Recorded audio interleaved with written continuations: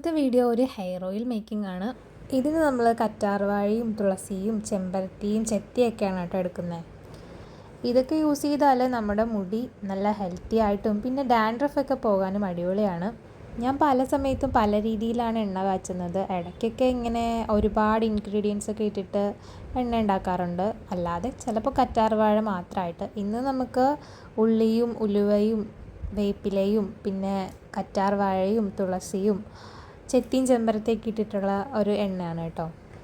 നമ്മൾ ഇതിനിപ്പോൾ 2 ലിറ്റർ എണ്ണയാണ് എടുത്തിട്ടുള്ളത്. അതിലേക്ക് ഇതെല്ലാം കൂടി ഇട്ടിട്ട് ഒന്ന് നന്നായിട്ട് തിളപ്പിച്ചെടുക്കണം. നന്നായിട്ട് തിളച്ച് അതിൻ്റെ കളറൊക്കെ ഒന്ന് മാറണം. നന്നായിട്ട് കരിയാനൊന്നും പാടില്ല. ഈ ഒരു ഡാർക്ക് ബ്രൗൺ കളറിൽ വരുമ്പോഴത്തേക്കും നമ്മൾ തീ ഓഫ് ചെയ്യണം. അത് കഴിഞ്ഞ് നമ്മൾ തണുത്ത് കഴിയുമ്പോൾ ഇതുപോലൊന്ന് എണ്ണ അരിച്ചെടുക്കണം.